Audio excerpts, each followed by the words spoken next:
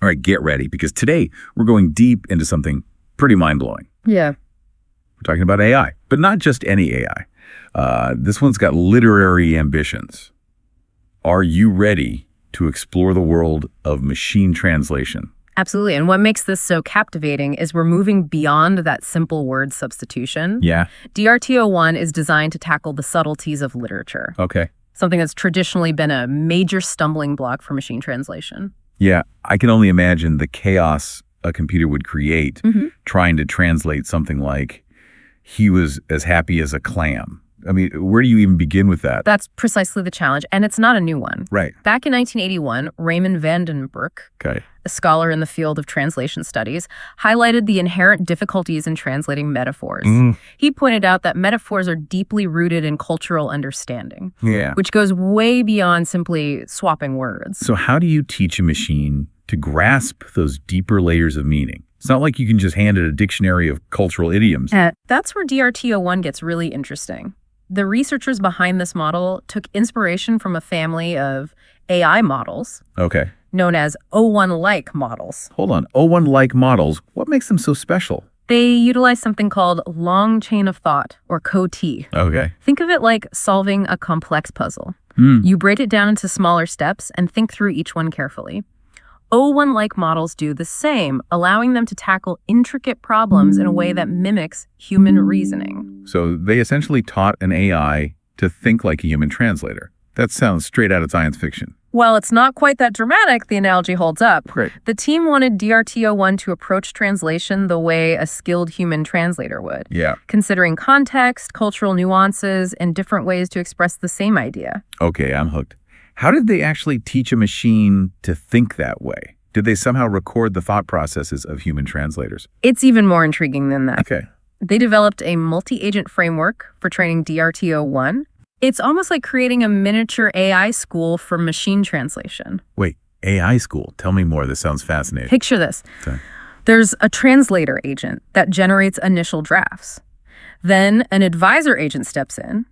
Think of it as a demanding professor, Okay. critiquing the translations and offering detailed feedback. Right. And finally, an evaluator agent scores each translation to ensure quality control. Yeah. It's a constant cycle of drafting, feedback, and revision, Yeah. all happening within this AI ecosystem. So they basically built an environment where these AI agents can learn from each other, just like in a real classroom.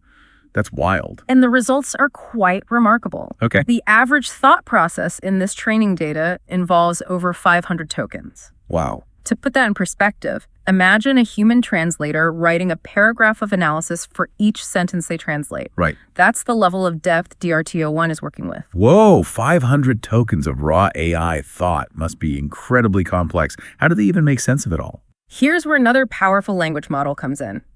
GPT-4o. Okay. It acts like a skilled editor, taking those rough AI thoughts and polishing them into a coherent and understandable form. So they've essentially created an AI pipeline that mirrors the entire human translation process from initial brainstorming to the final polished translation. I'm absolutely floored. How does it actually perform, though? Well, they put DRT-o1 through rigorous testing Okay. using a whole battery of metrics. We're not just talking about the usual suspects like BLEU, Right. which measures how closely a translation matches a reference, Yeah. but also metrics like Comet QE and Comet Score. Okay. I'm familiar with BLEU, but what exactly do those other metrics measure? Comet QE focuses on semantic similarity. Okay. Does the translation truly capture the meaning of the original text? Right. Not just the words themselves. Gotcha. Comet Score takes it a step further, looking at things like style and fluency Okay. to evaluate how well the translation captures the essence of the original text. So they're evaluating the translations from multiple angles to ensure they're both accurate and elegant. Did they also involve human evaluators, especially since we're talking about literature, which can be quite subjective? They did, and they cleverly integrated GPT-4o again. Wow. This time as an evaluator, both with and without reference translations. Oh, wow. Think of it as GPT-4o taking on the role of a literary critic, Right? judging the quality and accuracy of DRT-o1's translations. All right, enough suspense.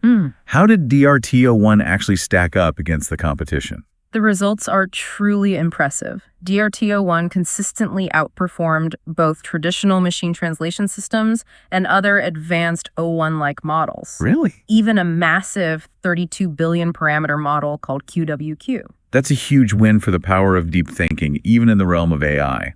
I have to admit, I'm dying to hear some real-world examples of how DRT-o1 handles those tricky literary translations. Let's dive into that. One example that really showcases DRT-o1's elegance is its translation of the sentence, "The mother, with her feet propped up on a stool, seemed to be trying to get to the bottom of that answer, whose feminine profundity had struck her all of a heap." Oh, wow. The nuances in this sentence, especially the expression "struck her all of a heap," are notoriously difficult to capture in another language. Yeah, that's a phrase packed with both literal and figurative meaning. Yeah. How did DRT-o1 handle it? Beautifully, actually.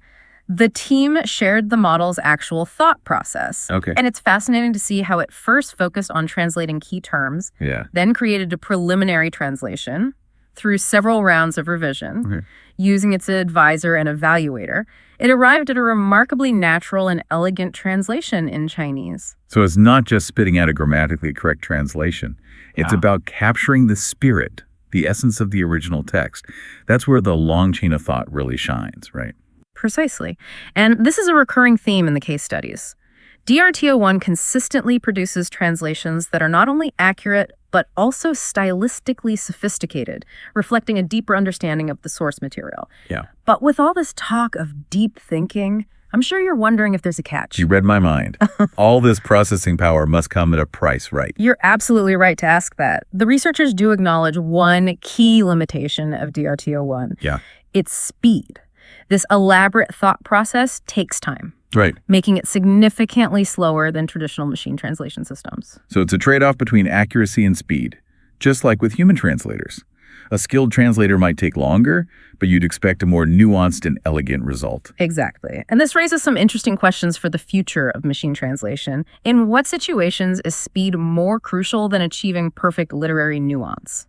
And vice versa. Yeah. That's where the real-world implications of this technology get really interesting. You've got me thinking, for high-stakes literary translations, where capturing every subtle shade of meaning is critical, you'd probably be willing to wait for DRT-o1's in-depth analysis, right?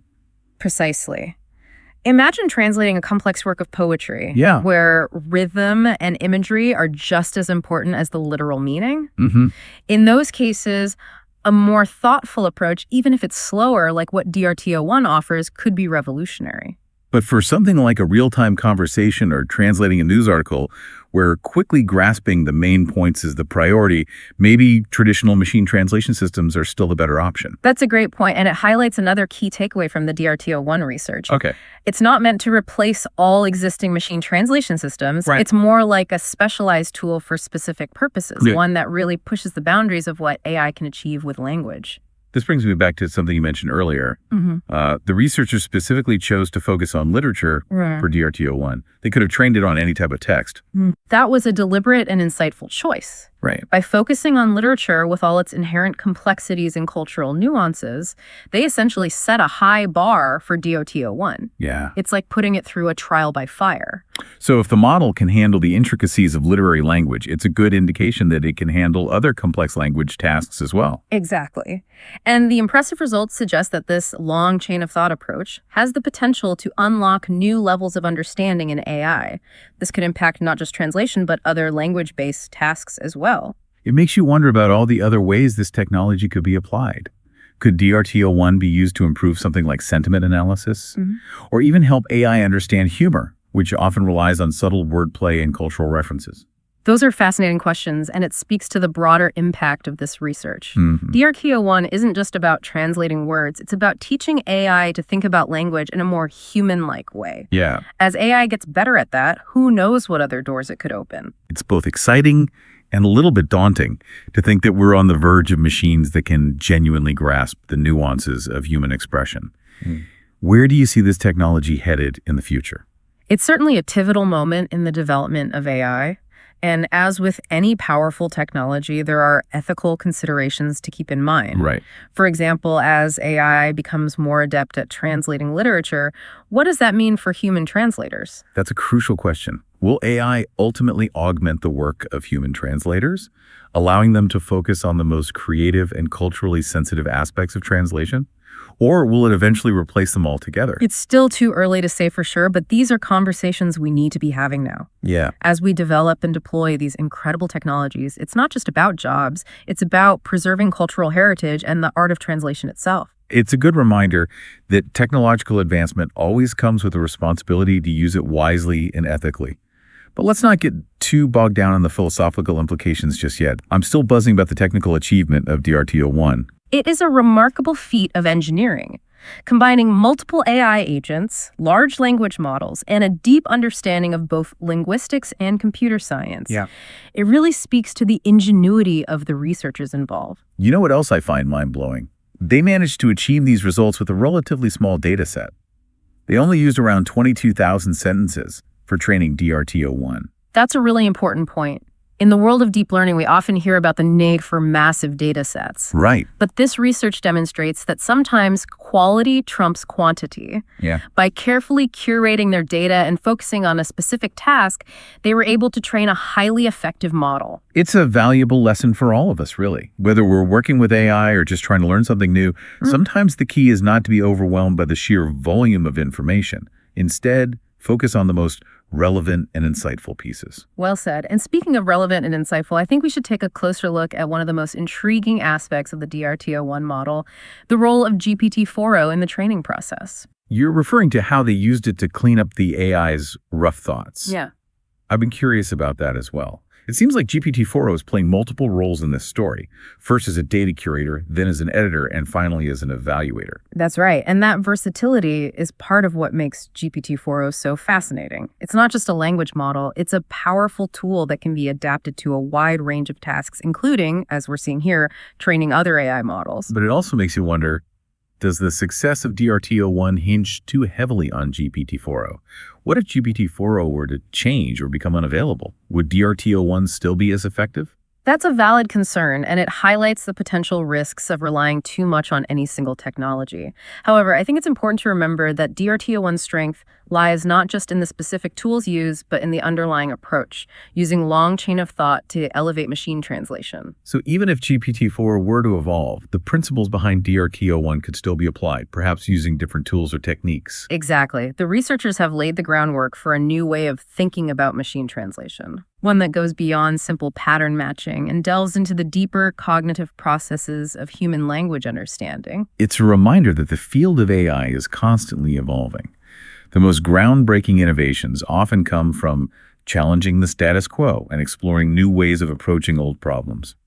What stands out to you as the most significant implication of this research? For me, it's the realization that we're moving beyond simply teaching AI to mimic human behavior. We're starting to teach it to think, to reason, and to understand the world in a way that's closer to how we do. Yeah. That's a profound shift. And it has the potential to reshape our relationship with technology in ways we can only begin to imagine. It really makes you wonder what other incredible breakthroughs are just on the horizon, waiting to be discovered by brilliant minds who dare to think differently. What do you think?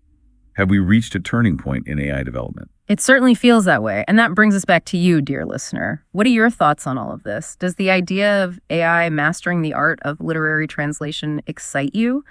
Or does it make you a little nervous? It's okay to feel both, you know.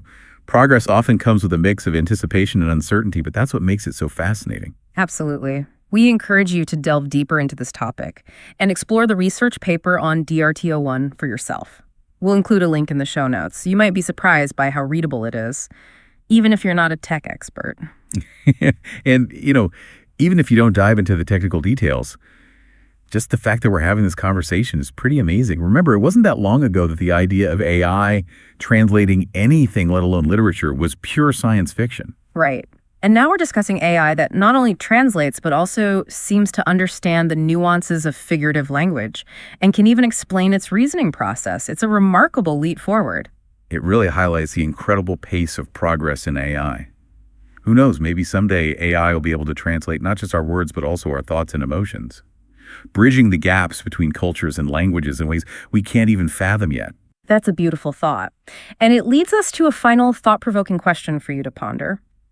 If AI can learn to translate our literature, our poetry, our dreams, what does that tell us about the very nature of language itself? And what does it truly mean to understand another person, another culture, another way of seeing the world? Those are questions that go far beyond the realm of technology and touch on the essence of what it means to be human. We'll leave you to contemplate those mysteries for now. Thanks for joining us on this deep dive into the fascinating world of AI and literary translation. Until next time, keep exploring, keep learning, and keep asking those big questions.